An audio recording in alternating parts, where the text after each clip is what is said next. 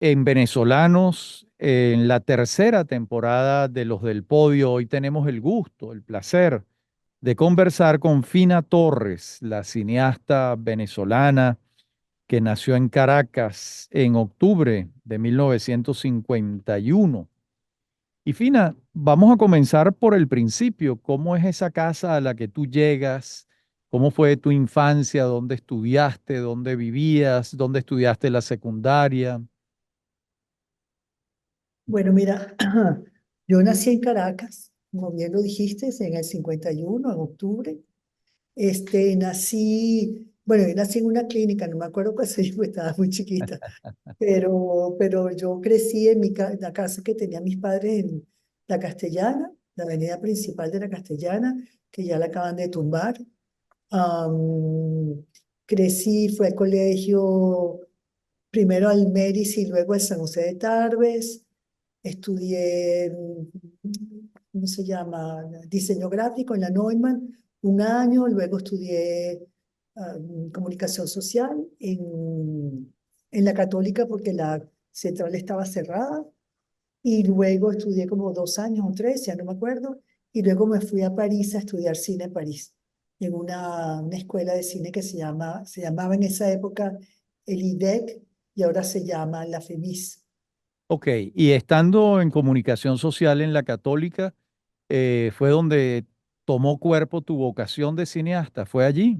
No, no, no, que va, yo tenía ya, yo creo que, yo creo que yo tengo esa cosa con el cine desde muy pequeña porque siempre cuento esto, ¿no? Mi papá era oftalmólogo, Sí. o sea, él trabajaba con el ojo humano. Y a mi papá le gustaba muchísimo el cine, pero digamos que no tanto el cine de autor o el cine como espectáculo, sino le fascinaba el cine como, como mecánica, como todo Mm. el proceso óptico del cine, por la cuestión de la similitud con el ojo, ¿no? Claro, Entonces mi papá él tenía una cámara Bolex, él tenía un proyector 16 milímetros, te estoy hablando de los años 50. sí. Eh, y entonces él filmaba y después nos proyectaba y nos explicaba cómo funcionaba todo, cómo funcionaba la cámara, cómo se cruzaban los rayos, cómo imprimía sobre el fondo, como la retina. Y siempre nos estaba explicando cómo era el funcionamiento de la cámara y luego de la proyección. Y a mí eso me parece absolutamente fascinante. Yo soy la más chiquita de cuatro hermanos. Y bueno, mi papá, aparte de eso, también siempre compraba películas en 16 milímetros, que sí, de Buster Keaton, películas mudas. Buster Keaton, no porque no fuera parlante el cine en los 50, claro que era parlante, pero ese proyector no tenía cosa de audio. Bueno, entonces nada, nos pasaba esas películas divertidísimas y eran realmente unos eventos familiares divinos, porque nos reunían los cuatro hijos, ponía una sábana, montaba su proyector, y era muy divertido. Yo me acuerdo cuando de pronto se pegaba la cinta y se quemaba y hacía... Claro, sí. Era genial, era realmente muy, muy divertido. Yo creo que por ahí, por mi parte paterna, digamos, toda la parte técnica, óptica, fascinante de la luz, de todo, y por la parte, digamos, más artístico, más intelectual, o como se quiera llamar, es por mi mamá, porque mi mamá era una persona extraordinariamente culta, que le gustaba mucho la literatura, la música, la pintura, etcétera, y le encantaba el cine. Y yo no sé si tú recuerdas, porque tú eres contemporáneo mío, que en esa época las películas que llaman ahora comerciales de masa, pues eran películas de grandes directores como Claro, claro. Bergman, Antonioni, Fellini, etcétera, etcétera. Y las Y, veíamos en el cine Canaima, ¿no? y las veíamos en todos los cines de la época. El Este, Lido. en el Lido, en el Broadway, bueno, en todos esos cines que existían, pero eran las películas que además se comentaban. O sea, Claro. yo me acuerdo mi mamá, que era una señora burguesa, con todas sus amigas burguesas, ¿verdad? Hablando de El silencio de Bergman. O sea, con unos comentarios. chafísimos, o sea, unos comentarios tipo, "Ah, qué inmoralidad, no sé qué, y no sé cuánto, ¿sabes? No con análisis, Claro. no, no, no, simplemente como puede ser una señora de su casa viendo una película fuerte, que no la entiende mucho, pero que sí siente la fuerza, ¿no?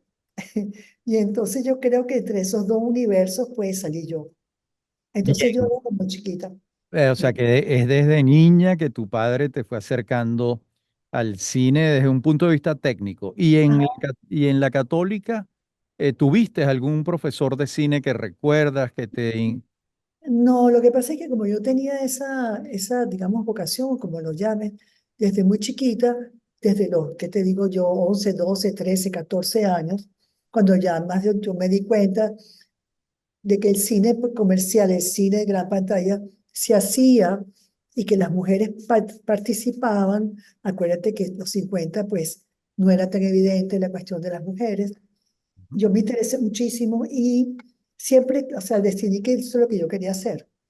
Y entonces, claro, cuando tú tienes así como un objetivo muy claro desde muy joven, tú todo lo que andas enfocando, buscando el camino es para ver cómo logras estudiar y hacer lo que tú quieres hacer, porque en esa época en Venezuela, cuando ya yo tenía 14 años, que eran los 60 pues no habían escuelas de cine en Venezuela, no? eso no Ah, existía. Y sí. el cine era una cosa como, no sé, como Muy lejano. lejano, ¿no? Y entonces yo siempre quise estudiar, entonces yo lo primero que hice fue, como a los 17 años, reuní, me compré una cámara de fotografía y empecé a tomar fotos. Y luego entré, cuando me gradué de bachiller, entré en la Neumann, porque habían dos carreras en Venezuela que tenían algo de cine, que eran la Neumann, la carrera de diseño gráfico y la carrera de comunicación social. Sí, Más nada. más nada. Entonces yo me metí primero en la Neumann, estuve un año, por X razón tuve que salirme y entré entonces a estudiar comunicación social. Pero claro, mientras tanto yo buscaba maneras de irme a Francia, a postularme al IDEC, o sea, y buscaba y buscaba y buscaba y buscaba mientras yo pues hacía estos estudios paralelos. Mientras tanto, yo empecé yo empecé a la fotografía a los 17 cuando entré en la Católica, que tenía como 18, 19. Gracias a Igor Molina, que trabajaba en séptimo día, me ofrecieron un trabajar en séptimo día como fotógrafa. Entonces yo empecé a trabajar profesionalmente a esa edad Como como, fotógrafo. como ¿Y, fotógrafa. y Estaba en te planteaste Francia y alguna otra alternativa o siempre no, querías no, Francia? no, no, yo siempre fui, en eso sí fui súper clara de chiquita, porque es que mi familia materna es corsa. Y Claro. son totalmente francófilos. O sea, en mi familia materna, la adoración por Francia, la cultura francesa, es muy fuerte. Entonces, para mí, yo no quería irme para nada para los Estados Unidos, nada que ver.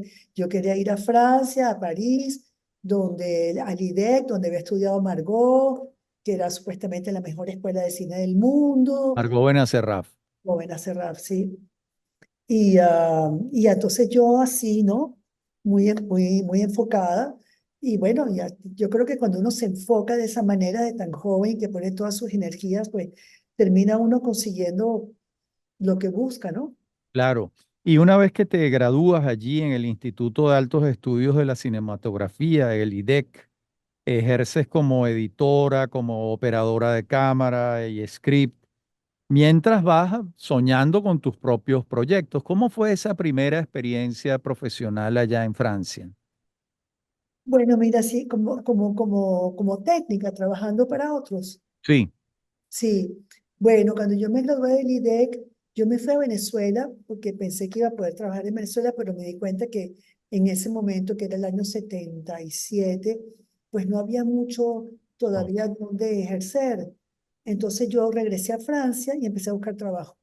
ok, Y claro, como yo tenía una experiencia, cuando entré al IDEC, yo tenía una experiencia previa de fotografía, porque había trabajado varios años en fotografía y, y en el IDEC pues aprendí montaje, edición y otras cosas. Entonces yo lo que me dieran, yo lo hacía. O sea, lo que me dieran como trabajo. Y realmente donde pude conseguir trabajo profesional en Francia fue como script.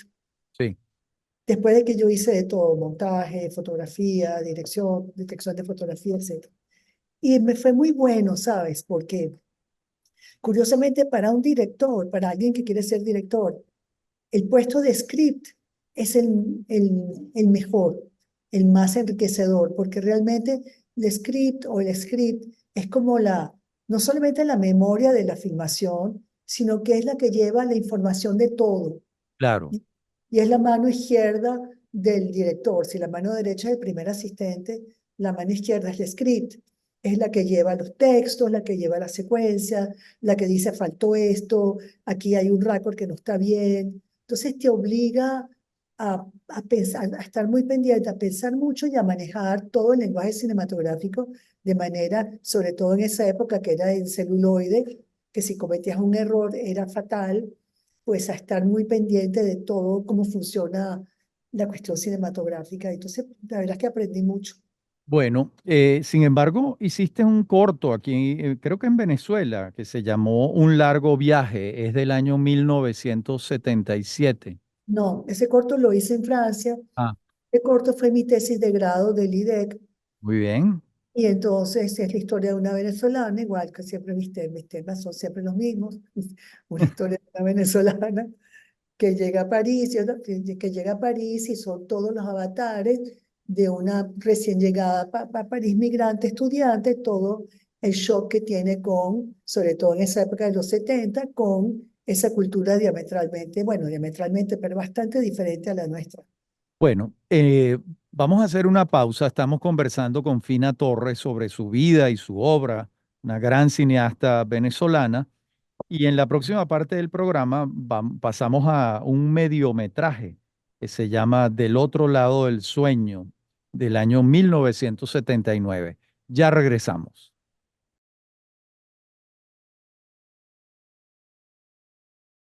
Estamos conversando con Fina Torres. Fina, en la parte anterior del programa te decía del mediometraje Del otro lado del sueño. ¿Lo hiciste en Francia también? Sí, ese lo hice en Francia. Fue un documental sobre una cantante francesa que se llama Véronique Sanson. Sí. Y entonces sí, no, con una amiga mía que también, que era bastante cercana a Veronique Sanson, nos lanzamos en eso, hicimos un 52 minutos que la seguimos, bueno, en París, después la seguimos en Los Ángeles, porque ella estuvo casada con Stephen Stills, de Ajá. Crosby, Stills, Nash y Young. Sí. Entonces, bueno, allá en Los Ángeles, en su casa en Los Ángeles, toda su vida, se llama Del otro lado del sueño, porque yo lo que quise hacer era como ver lo que es el personaje en representación, o sea, cuando está en escena, y lo que es ese personaje en su vida cotidiana. Por eso se llamaba Del otro lado del sueño.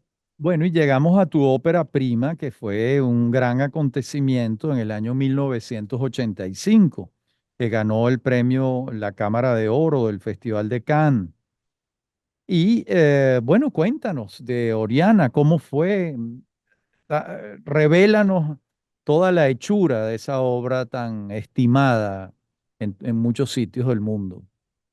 Bueno, mira, eso empezó, yo tenía una gran amiga mía que se murió, que se llama Marvel Moreno. Marvel Moreno es una escritora colombiana muy buena, No estaba maravillosa. casada con Plinio Apuleyo. Claro, era la Claro, esposa de Plinio, claro.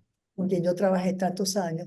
Y yo fui muy amiga de Marvel, la verdad, y Marvel escribió un cuento que se llamaba Oriana Teoriana. Un cuento, ese cuento, la inspiración de Marvel fue porque ella en segundas nupcias se casó con un francés, y ese francés, su familia tenía una casa en la Bretaña, que era Ujú. una casa vieja, así, ¿no?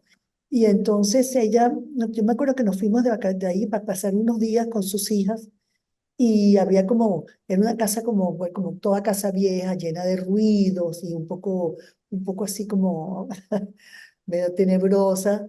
Y ahí se le ocurrió el cuento de Oriana Teoriana porque le recordó una tía, una cosa de su infancia y tal y cual. Y escribió ese cuento que es un cuento cortito, creo que tiene 4, 5, 6 páginas, no es mucho, pero tiene mucha esencia ese cuento, ¿no? Y ella me lo regaló. Y yo te lo regalo, a ver si algún día haces una película, un corto o algo así, no sé, porque yo lo leí y me encantó. Y bueno, entonces yo estando todavía en el IDEC, empecé a trabajarlo como un cortometraje, pero me di cuenta de que esa película yo no la podía hacer por nada en el mundo en Francia, esa película tenía que ser venezolana. Y entonces lo que hice en ese momento, fíjate como todo es una concatenación de factores. En ese momento abre el CENAC, que en esa época se llamaba Foncine, Sí. abre una convocatoria, ¿no? Ujú. Que empieza a funcionar. Y entonces yo, bueno, empiezo a trabajar ese guión basado en el cuento, pero bueno, el cuento no daba para un largo, entonces yo tenía que inventar y componer e inventar y completar, cosa que hice primero con un guionista francés, no muy bueno, por cierto, y luego trabajando con un compañero mío del IDEC, pero imagínate, yo tenía en ese momento creo que 31 o 32 años, Sí. y mi compañero del IDEC, que se llama Antoine Lacomblesse, tenía como 25, 26, 27, era un chamo. Y Mm. fíjate qué cosa tan loca que entre los dos, con esa juventud y todo, escribimos el guión de Oriana. El guión de Oriana tal y como está filmado, o sea, el guión definitivo, el guión original. Y bueno, cuando terminamos ese guión, yo lo metí inmediatamente en el CENAC, en el Foncine, y me dieron el crédito, que en esa época funcionaba como crédito. No fue fácil en esa época porque pues yo tenía muchos años fuera de Venezuela y había gente que estaba en contra, pero yo tuve el apoyo increíble de Telma Urguelles y de Wallerstein, de Mauricio, que les gustó muchísimo el guión y que eran parte del jurado de Fonsine, y me apoyaron contra viento y María, y total fue que me dieron el crédito. Así fue como empezó.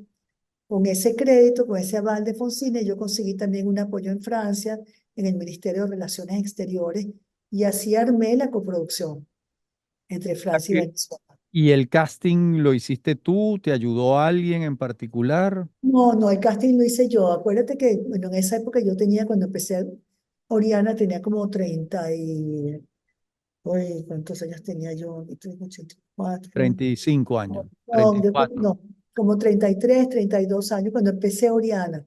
Ya. Tenía como 33, 32 años. Y, o sea, y teníamos sea, un financiamiento Mínimo.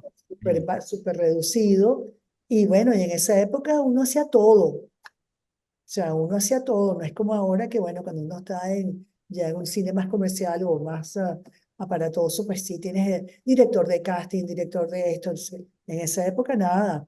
Entonces, eso lo hice yo sola con la ayuda de mi pequeño equipo de producción que tenía, que eran Hilda de Luca, Ujú. maravillosa, que me apoyó muchísimo.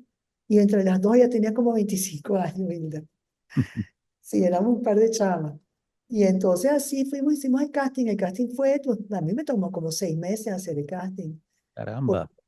claro, porque es que, bueno, yo era muy picky. Claro, yo tengo esa educación francesa, mi formación esa de cine francés, que son muy exigentes, muy picky, ¿no? Y entonces todo tiene que ser así, pero lo más riguroso, lo más exacto posible, etcétera. Y bueno, ustedes, claro, para hacer las cosas así se toma tiempo. Por supuesto. Por ejemplo, para buscar, por ejemplo, el personaje de Sergio Joven. Sí. Bueno, nosotros visitamos todas las escuelas de teatro, visitamos escuelas de danzas, de ballet, o sea, de todo y conseguimos Hasta que apareció Sergio Joven. hasta que apareció en una escuela de ballet, Fíjate. era bailarín. Fíjate tú. Sí, Y, sí, y y tú así. una vez que tú presentas la película, ¿te esperabas una resonancia, un eco como el que tuvo? A ver, sí y no. ¿Ok? Sí, sí, en el sentido de que uno siempre aspira, ¿verdad? O sea, Claro, cuando tú haces algo, tú quisieras que, no, eso fuera bueno, le llegara a la gente, tuviera reconocimiento, tuviera premios. Uno aspira a eso, por supuesto, claro, obviamente.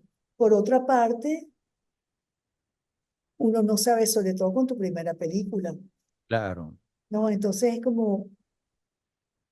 es como así, como que, Bueno, sí, no. entonces te sorprendió realmente cuando en Cannes le dan el Santa Santorum a la película, ¿no? Ah, no, primero la primera sorpresa, o sea, sorpresa, pero además como muy sentida fue cuando la aceptaron en Cannes. Claro.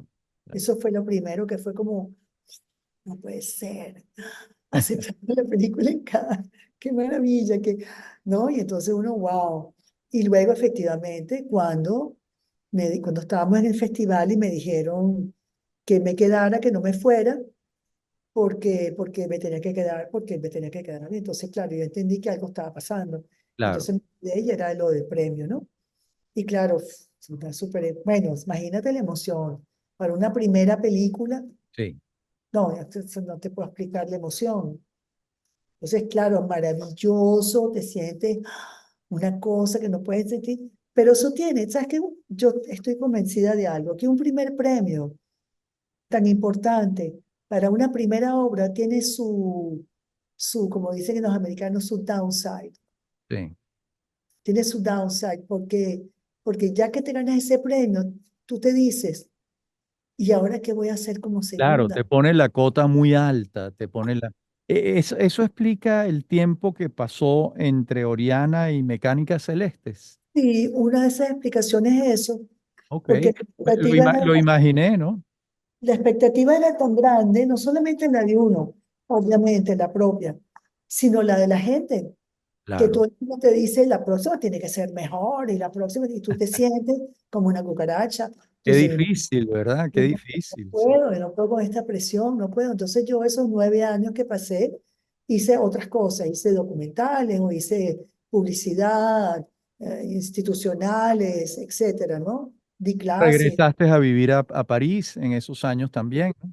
sí, Volviste a París. sí, ¿Y cómo fue sí. surgiendo Mecánicas Celestes, que tú Mira, coescribes, produces y sí, diriges y que la protagoniza Ariadna Gil? sí, eso fue después de Oriana. Yo escribí otro guión con Antoine que se Ujú. llamaba Tierra de Sombras, que pasaba en Barlovento. Sí, Y era, no es que era parecido a Oriana, pero digamos que era obvio porque ese era un universo que yo tenía muy metido adentro. Entonces sí, claro que se parecía, pero no era Oriana, era otra cosa diferente. Y yo se lo di a leer a Ibsen Martínez mm, y él me mató, porque me dio, ay, esto es como Oriana número 2, te vas a repetir. Bueno, decirme a mí con toda la inseguridad que yo cargaba, caramba, pero yo imagínate. de tonta. Pues ahí sí es verdad que dije, ni de broma, yo no me puedo repetir, o sea, toda la fragilidad y todo lo demás. Entonces paré, Bueno, paré, paré, paré. Y para vamos, poder, dale pues, vamos a una pausa fina y en la próxima parte del programa nos cuentas cómo recuperas el aliento y entonces vas a Mecánicas Celestes. así es. Estamos conversando con Fina Torres, la gran cineasta venezolana. Ya regresamos.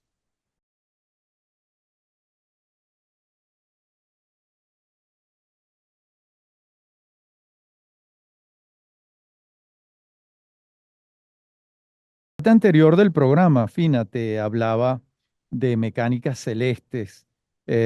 ¿Cómo recuperaste el aliento y avanzaste con esa película?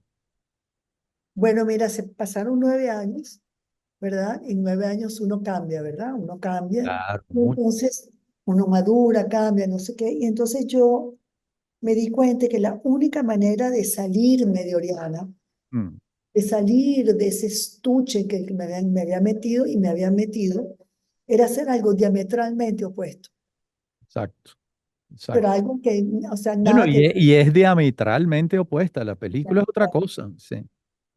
Y entonces ahí fue que me fui por hacer una especie como de comedia musical, una comedia loquísima, este, y que era de nuevo, claro que siempre son personajes femeninos, y era otra vez la historia de una venezolana en París, ¿no? Sí. Sea, que yo creo que me anticipé en no sé cuántas décadas a la migración. Claro, ya lo habías hecho en el primer corto que hiciste, pero retomaste el tema. Así es, retomé el tema Y entonces hice Mecánica Celeste, que es una película, bueno, totalmente así como volada, con mucha imaginación, creo que es divertida, creo que Lo es, yo la recuerdo como una película es además muy onírica, como un poco total, loca, muy loca, divertida. Sí, sí. Pero con su contenido y además con una cosa con la música que a mí me gustaba mucho, porque es muy ecléctica, ¿no? Que si música lírica, no está toda la ópera claro. de Rossini, la Cenerentola, con música, cada personaje tiene su música, está el santero, el brujo afrocaribeño con su música de salsa, está la, la, ¿cómo se llama? La posmoderna, Ariel Dombal con su música ochentosa, y así, ¿no? Todos estos universos, está la, ¿Con psico- la quién, psico- con quién la coescribiste, la película?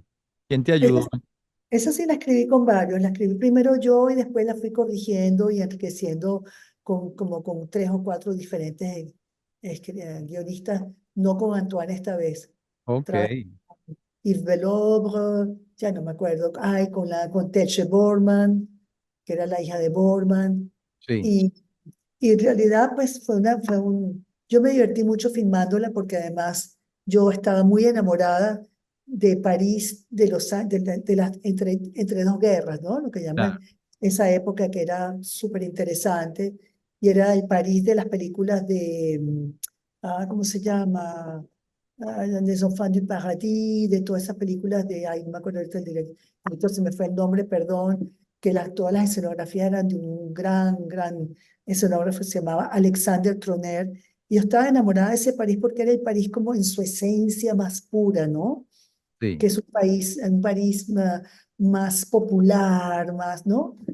Y yo tuve la suerte enorme de que todavía cuando yo filmé esa película, que fue en los 90, todavía habían barrios parisinos, el 19, el 20, que eran barrios con mucho sabor, sí, con mucho sabor, con esa característica, y pude entonces hacer una cosa muy imaginaria, claro, obvio, porque se supone que es contemporánea, pero yo la sitúo visualmente en un París como de los años 50, 60, ¿no?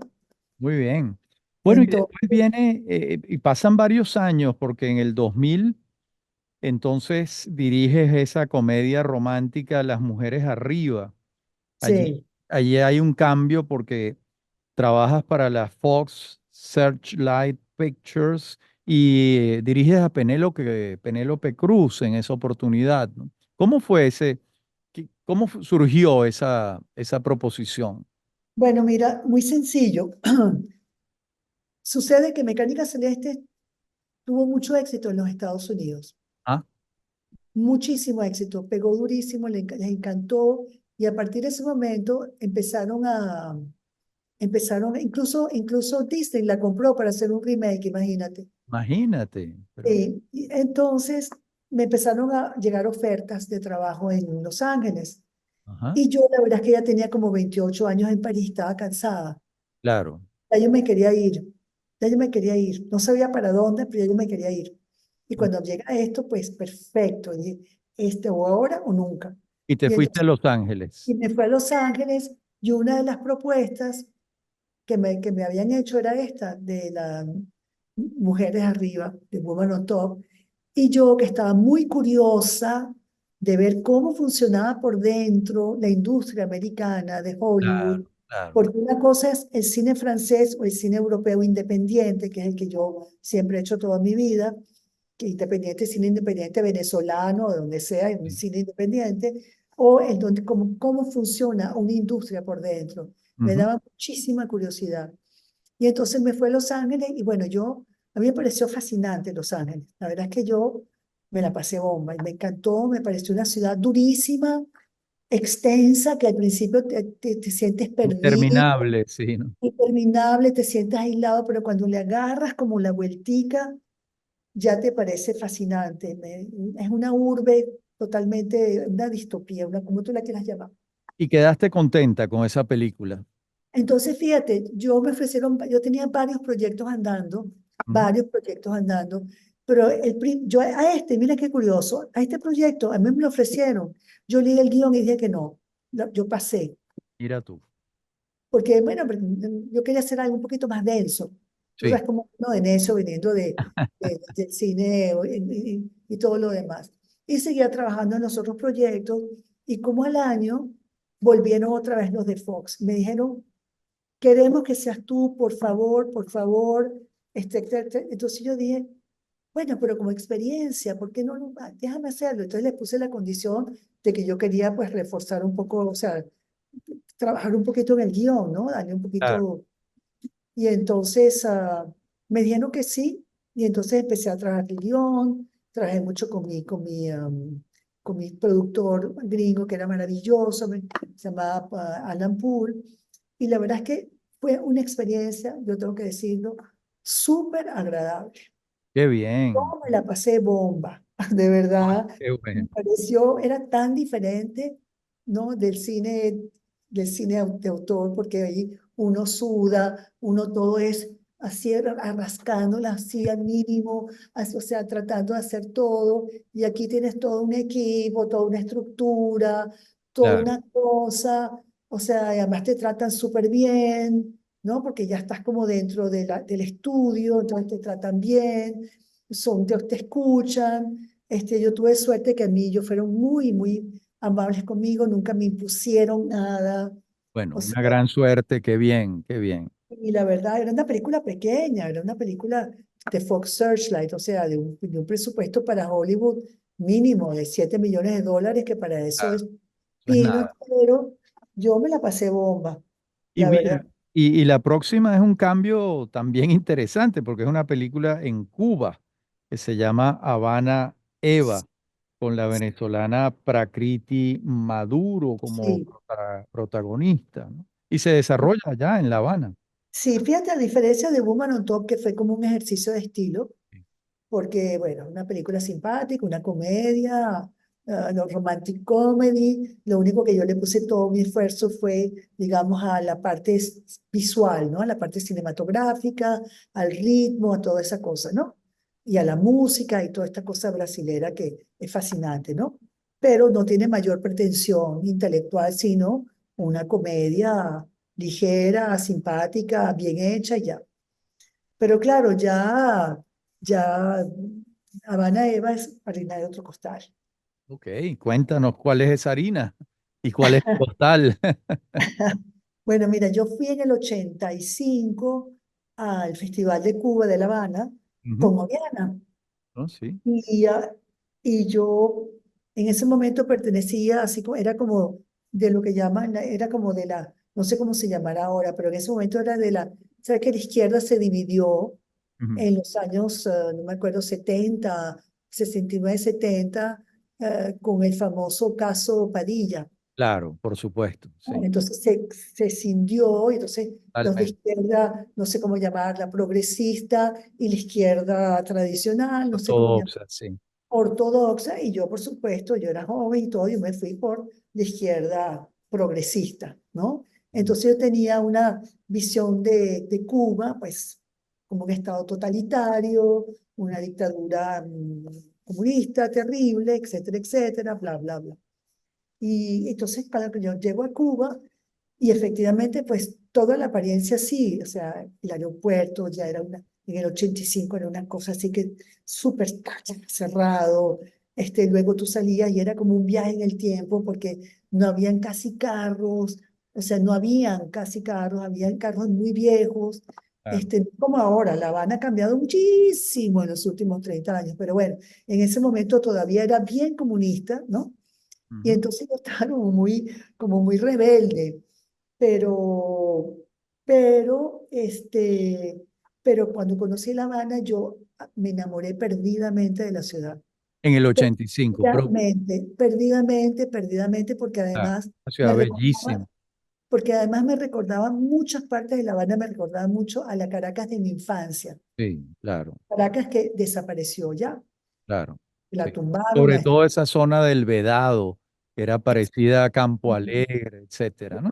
exactamente, el Vedado, Miramar, Sí. toda esa zona era. Entonces me entraron unas saudades horribles y yo quise hacer un proyecto, justamente ese proyecto que no hice, que se llamaba que se llamaba Tierra de Sombra, yo quería filmar una parte allí. Ya, Que pasa, ese pasaba en los años 50. Y bueno, y entonces yo quedé con esa cosa de que yo quiero filmar en La Habana, yo quiero filmar en La Habana.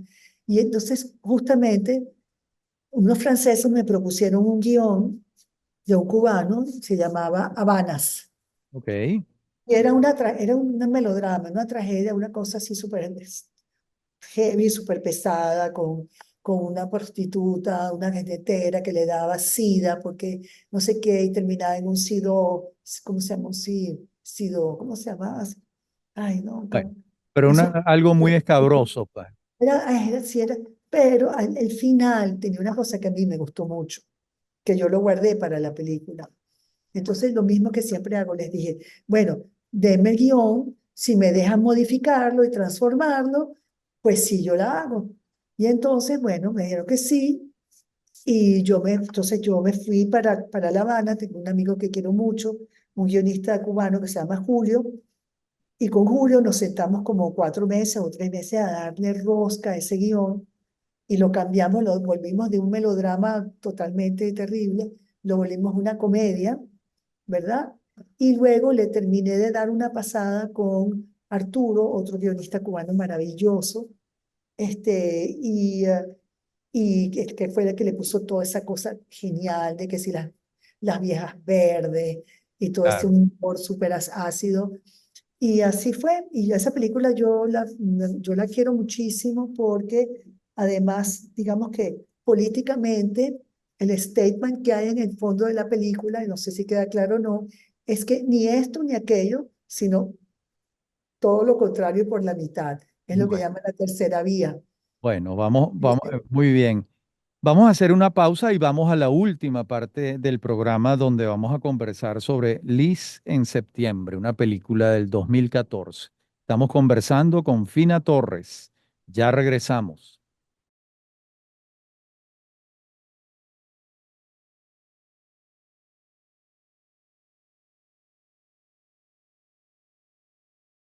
Estamos conversando con Fina Torres. Fina, te dejaba sobre la mesa Lige en septiembre, pero creo que también quedó algo por decir de Habana Eva y también de otra película que debemos hablar antes, que es From Prada to Nada, que es una película del año 2011. Sí. Adelante. Bueno, mira, con Habana Eva, em, tengo que decir que, bueno, fue una película que filmamos prácticamente toda en Cuba, salvo un día en Caracas.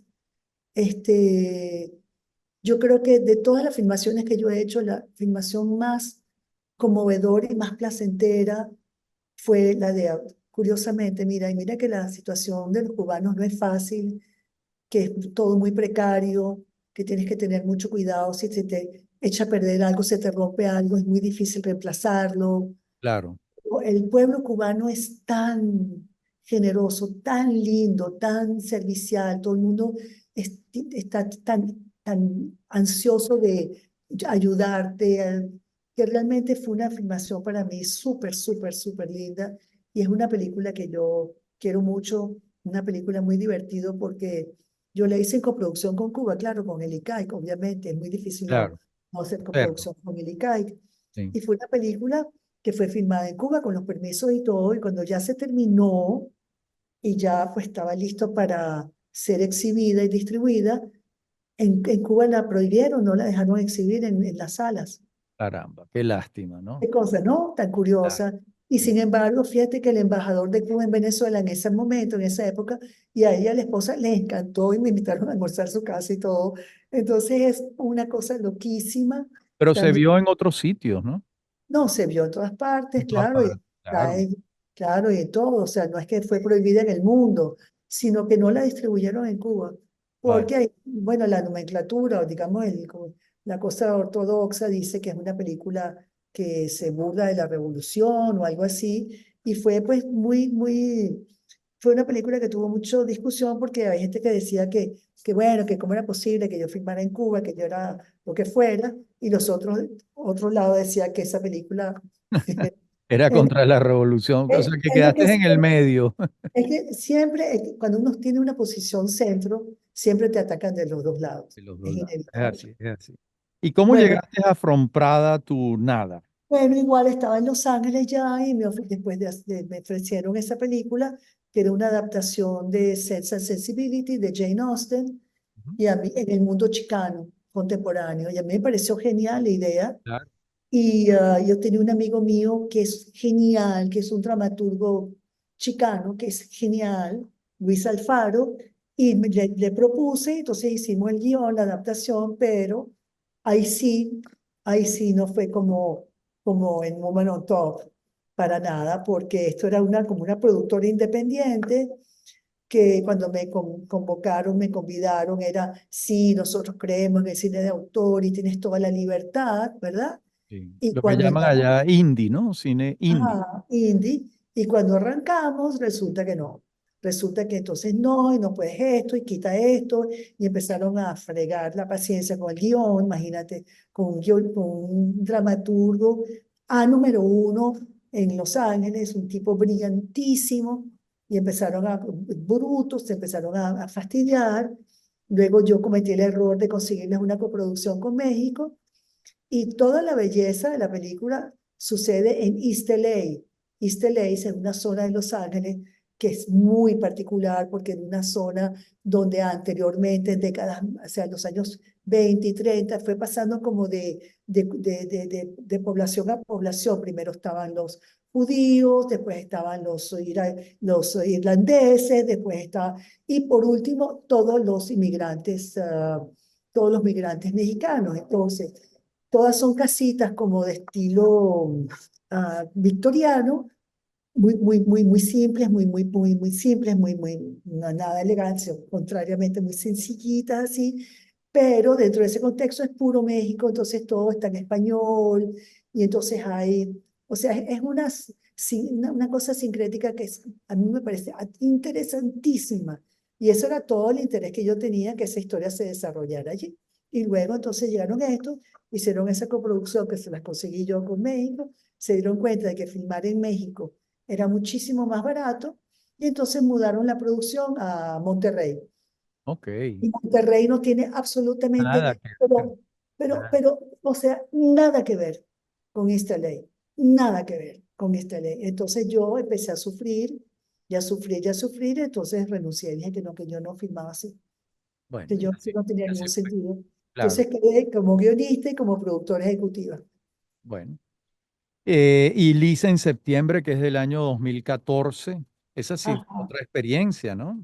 Eso es otra experiencia, sí, eso fue una experiencia coral. Como ya dije, está, bueno, Patricia Velázquez, Eloísa Maturén, pero también está Elba Escobar, Mimi Lazo, Sheila Monterola, imagínate tú, Arlet Torres, Karina Velázquez, no, Un equipo estupendo, claro. una brocheta maravillosa, de verdad. Bueno, ¿y qué viene ahora, Fina? Entiendo que estás en un documental desde hace tiempo. Sí, bueno, este documental tenemos tiempo haciéndolo con Ana María Can, y partió de una idea de queríamos hacer como una serie. Primero fue una serie con ingredientes venezolanos y como ingredientes venezolanos con un gran potencial gastronómico, y como valorarlos, darle una valoración y ver cómo se producen. Yo te los nombré, que son el cacao, el ají dulce, los quesos de búfala de Apure y el cocuy de Pecaya, ¿no? Claro. Esos eran los cuatro primeros, Cuatro, sí. y queríamos seguir haciendo el casabe, que nos parecía importantísimo, y el ron, que también es algo emblemático venezolano, etc.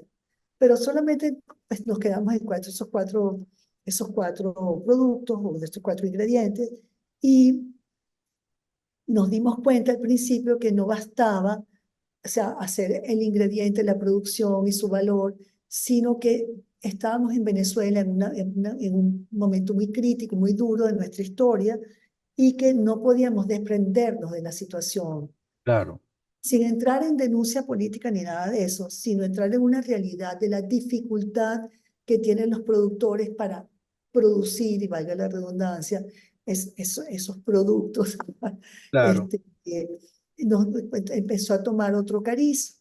Y luego nos fuimos, más que por el producto, nos fuimos yendo más por los personajes y sus luchas, ¿no?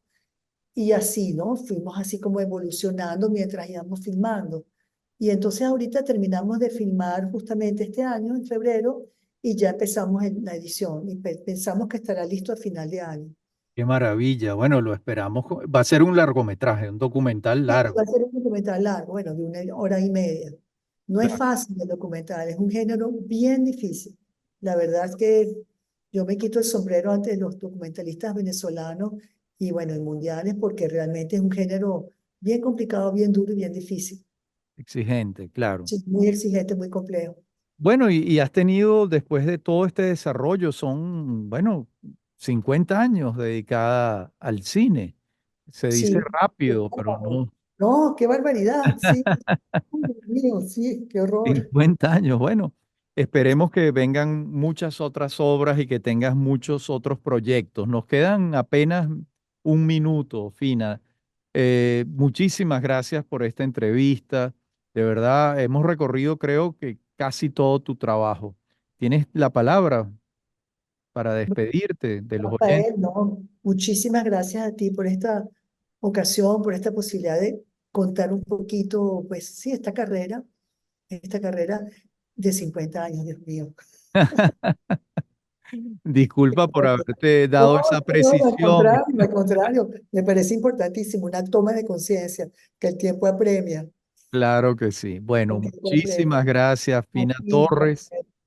Y nosotros nos despedimos hasta la próxima semana en esta serie, Los del Podio, tercera temporada en nuestro programa Venezolanos. En esta oportunidad con la gran cineasta venezolana Fina Torres.